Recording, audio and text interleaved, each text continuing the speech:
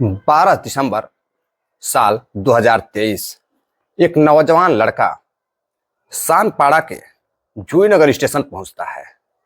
वहां बहुत सारे यात्री मौजूद रहते हैं। लोकल ट्रेन का सफर करने के लिए अपने अपने ट्रेनों का सभी लोग इंतजार कर रहे थे। तभी एक लोकल ट्रेन आती है और जो नौजवान लड़का रहता है वह ट्रेन के आगे कूदकर आत्महत्या कर लेता है। और जैसे ही वह कूदकर आत्महत्या करता है, लोग हैरान परेशान रहते हैं। ट्रेन भी रुक जाती है, सभी लोग दौड़ कर जाते हैं और उस लड़के को किसी तरह से बाहर निकाला जाता है। तब तक वह मर चुका था। अब लोग उसको देखकर परेशान थे कि आखिर इस लड़के को क्या कमी थी, आखिर इस लड़के ने सुसाइड क्यों किया। एक नौजवान लड़का इस तरह से सुसाइड करे, यह तो सही नहीं है। अब फौरन पुलिस को फोन किया जाता है। वहां जीआरपी भी रहती है। दौड़ते हुए जीआरपी भी पहुंचती है और लड़के की शिनाख्त करती है। अब लड़के की जांच पड़ताल पुलिस करना शुरू करती है कि आखिर यह कौन लड़का है, इस तरह की हरकत इसने क्यों की, सुसाइड करने का इसके पीछे का कारण क्या है। तभी 12 दिसंबर के शाम को ही एक महिला पुलिस स्टेशन में पहुंचती है और वहां जाकर अपनी बेटी की गुमशुदगी की रिपोर्ट दर्ज कराती है। और जो पुलिस वाले बैठे रहते हैं वह उस महिला से पूछते हैं कि माता जी, आप अपनी बेटी की कोई फोटो दीजिए, कोई दोस्तों की डिटेल्स दीजिए और कुछ नंबर दीजिए ताकि हम जांच पड़ताल को आगे बढ़ाएं, जांच पड़ताल शुरू करें। अब माता जी कुछ लोगों के नंबर देती हैं और कुछ दोस्तों का नाम भी बताती हैं। अब कुछ पुलिस वाले उधर पता चलता है कि रेलवे स्टेशन पर एक लड़के ने आत्महत्या कर ली है। कुछ पुलिस वाले वहां डेड बॉडी को लेने के लिए चले जाते हैं और कुछ पुलिस वाले बैठकर यहाँ माता जी की बातें सुन रहे थे, शिकायत दर्ज कर रहे थे और वह फिर जांच पड़ताल में लग जाते हैं। अब पुलिस जांच पड़ताल में लगती है तो जो हकीकत सामने आती है वाकई में वो बेहद शर्मसार कर देने वाली रहती है। नमस्कार, प्रणाम, मैं आपका अपना विशु राय हाजिर हूँ विश्व वारदात तक के एक और नए एपिसोड में। अब आज की जो सच्ची घटना मैं आपको सुनाने जा रहा हूँ यह महाराष्ट्र के नवी मुंबई की है। 12 दिसंबर के शाम 5:30 बजे एक लड़का सानपाड़ा के जूहीनगर स्टेशन पर आत्महत्या कर लेता है। अब पुलिस उसकी केस सुलझा रही थी। तभी एक महिला उसी दिन शाम को पुलिस स्टेशन पहुंचती है और वहां जाकर शिकायत दर्ज कराती है कि उनकी लड़की सुबह 10 बजे घर से एक कॉलेज है जहां वह पढ़ती थी, उसी कॉलेज में वह पढ़ने के लिए गई हुई है। दरअसल जो लड़की रहती है उसका नाम वैष्णवी रहता है और वैष्णवी डेटा साइंस की छात्रा रहती है और वह सायन SIS कॉलेज की छात्रा रहती है। वह सुबह 10 बजे 12 दिसंबर साल 2023 को घर से निकलती है कॉलेज के लिए। शाम हो जाती है, वह घर नहीं लौटती है। अब एक माँ बेहद परेशान होती है। अब उसके दोस्तों को फोन लगाती है और पूछती है कि आखिर वह लड़की वैष्णवी कहाँ पर है। दोस्त बताते हैं कि वह उनसे नहीं मिले हैं। अब माँ हैरान रहती है, परेशान रहती है। अब वह फौरन ही रिश्तेदारियों में फोन लगाती है। रिश्तेदारियों में भी पता चलता है कि नहीं, वैष्णवी यहाँ नहीं आई है। अब माँ की चिंताएं बढ़ने लगती है और वह परेशान हो जाती है। दरअसल परेशान होने के बाद अब माँ अपने पति को फोन करती है जो कि वहीं छोटा मोटा काम किया करते थे। अब जैसे ही पति घर पहुंचते हैं तो घर पहुंचने के बाद अपनी पत्नी को लेकर वह थाने पहुंचते हैं। थाने पहुंचने के बाद शिकायत दर्ज कराते हैं। उसी समय पुलिस को पता चलता है कि शाम को ही 5 बजे करीब एक लड़के ने, जिसका नाम वैभव है, उसने आत्महत्या कर ली है ट्रेन के आगे कूदकर। अब कुछ पुलिस वाले उधर चले जाते हैं और कुछ पुलिस वाले थाने में बैठे रहते हैं। अब तभी पुलिस वाला कहता है कि माता जी, आप लड़की का फोटो दे दीजिए और उनके दोस्तों का कुछ नंबर दे दीजिए और रिश्तेदारों का भी कुछ नंबर दे दीजिए, हम जांच पड़ताल आगे बढ़ाते हैं। तब तक आप भी अपने स्तर पर छानबीन लड़की की तलाश जारी रखिए। अब माता जी फोटो भी देती हैं, सब कुछ पुलिस वालों को देने के बाद चली जाती हैं। इसी बीच पुलिस वालों को पता चलता है कि जो लड़का, जिस लड़के ने आत्महत्या किया था ट्रेन के आगे कूदकर, उसके पास से एक फोन मिला है और उस फोन में उसका जब लॉक तोड़ा गया तो उसमें एक सुसाइड नोट मिला है।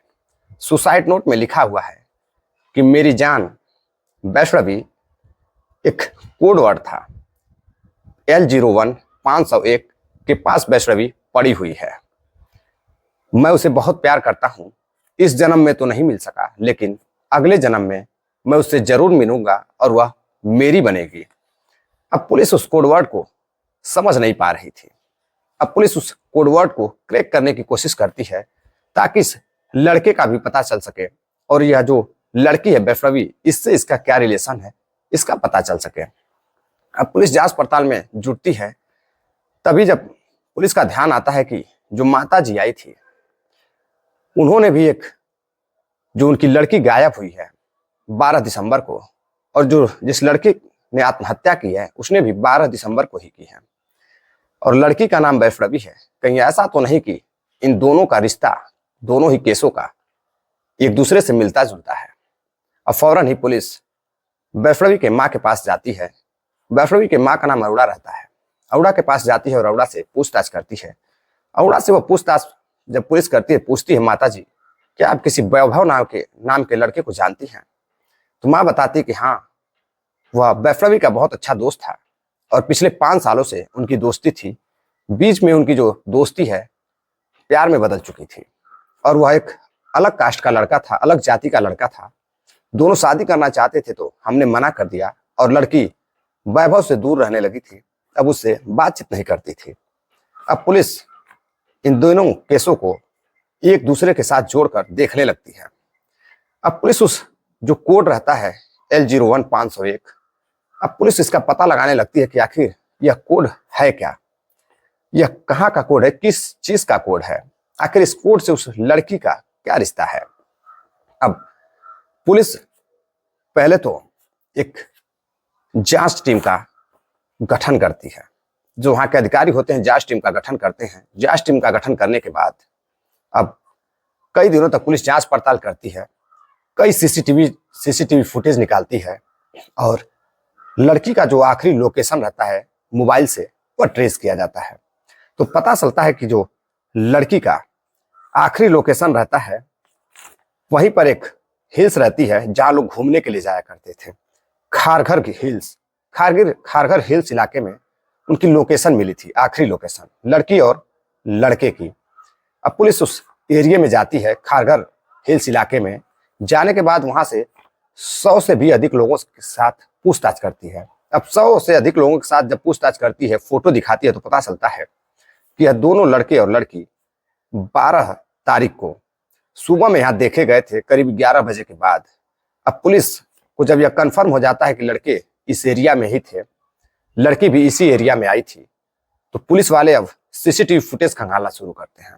अब जब सीसीटीवी फुटेज पुलिस खंगालती है तो उसमें साफ साफ दिखाई दे रहा था कि लड़के और लड़की यानी कि वैभव और वैष्णवी सुबह 11 बजे से शाम करीब 4 बजे तक दोनों एक साथ वहीं पर घूमते हुए देखे गए थे। अब पुलिस को शक होता है कि हो ना हो लड़की यहीं कहीं आसपास जंगलों में, खारघर हिल्स के जंगलों में, जो कि बहुत ही बड़ा जंगल है, इसी जंगलों में आसपास कहीं ना कहीं होगी। अब पुलिस एक अभियान चलाती है, डॉग स्क्वाड और कई टीमों का गठन करने के बाद अब उस जंगल में सुबह 8 बजे पुलिस वाले तलाशी के लिए जाते और रात को 8 बजे तलाशी के बाद निकलते। करीब 10-15 दिन हो जाता है, कुछ पता नहीं चलता है। अब पुलिस हैरान रहती है और उस जो कोड रहता है उस कोड को डिकोड करने की पुलिस पूरी कोशिश कर रही थी। इसी बीच जब पुलिस से काम नहीं बनता है तो अब जो बड़े अधिकारी रहते हैं इस जांच को क्राइम ब्रांच को सौंप देते हैं। क्राइम ब्रांच भी अब जंगलों में छानबीन करती, लड़के के कोड को डिकोड करने की कोशिश करती, और इधर घर वाले परेशान रहते कि आखिर उनकी लड़की कहाँ चली गई। कहीं ऐसा तो नहीं कि जो लड़का है, जो कोड लिखा है और वैष्णवी लड़की के बारे में, जो अपनी प्रेमिका के बारे में बताया है, कहीं ऐसा तो नहीं है कि उसने लड़की को मार दिया है। लड़की जिंदा भी है या नहीं इसका कोई पता नहीं था। अब पुलिस अपने जांच पड़ताल में लगी रहती है। इसी बीच अब धीरे धीरे महीनों बीतने लगता है। 6 जनवरी 2024 को अब यह केस एक एंटी ट्रैफिक ह्यूमन जो यूनिट होती है उन्हें दे दिया जाता है। उनको शक होता है कि कहीं ऐसा तो नहीं है कि लड़की का अपहरण कर लिया गया हो। अब वह जांच पड़ताल में जुट जाते हैं।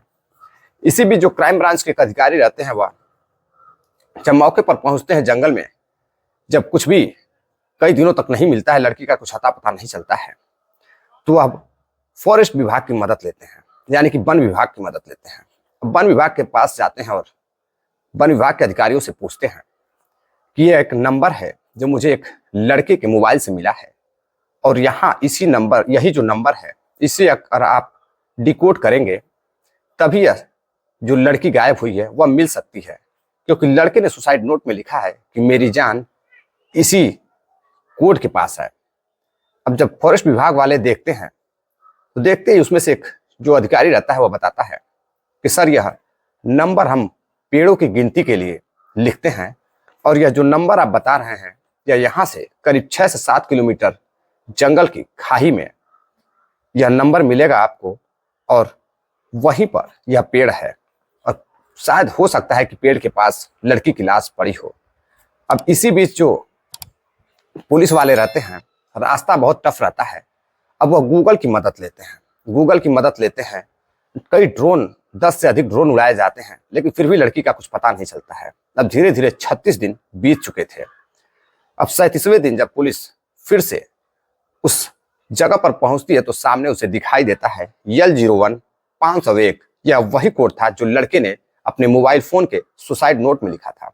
अब जब पुलिस वहां पहुंचती है तो देखती है कि वह जो पेड़ है, उस पेड़ के नीचे खाई है। अब पुलिस उस पेड़ के आसपास तलाश करती है तो कहीं भी लड़की दिखाई नहीं देती है, लेकिन जैसे ही पुलिस 10 कदम नीचे उतर के जाती है वैसे ही उसे बदबू आने लगती है।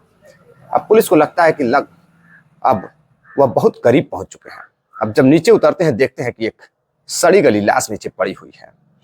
अब पुलिस का जो शक रहता है वह यकीन में बदल जाता है कि वह जो L01 501 कोड था वह इसी पेड़ का था, और यह उसी लड़की की लाश है।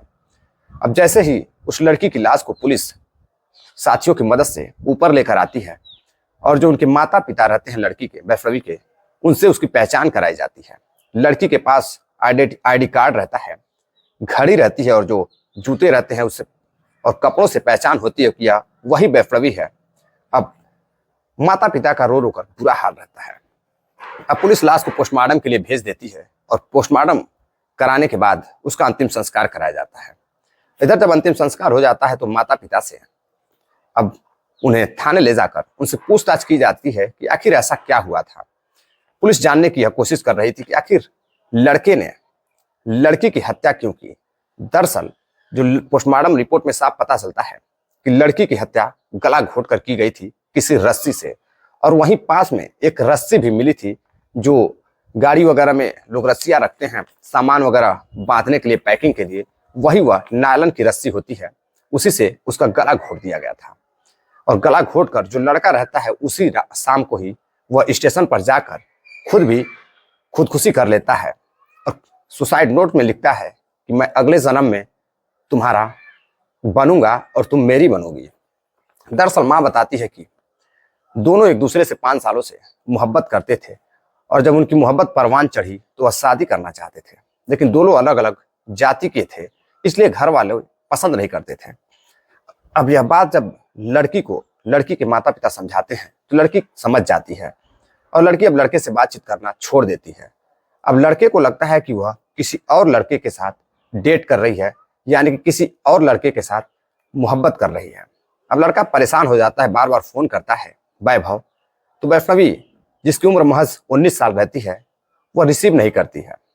अब एक दिन जब फोन रिसीव करती है तो वैभव कहता है कि तुम मुझसे आखिरी बार मिलने के लिए कल, यानी कि 12 दिसंबर साल 2024 का वह दिन तुम मेरे साथ, मैं चाहता हूं कि 2-4 घंटे मेरे साथ रहो, और वह मेरी और तुम्हारी आखिरी मुलाकात होगी। और वह मिलने के लिए उसी खारघर हिल पर बुलाता है। बुलाने के बाद उसे अंदर लेकर जाता है, और वहीं पर उस लड़की का गला घोटकर इस शक में हत्या कर देता है कि वह उसे छोड़कर किसी और से मोहब्बत करती है।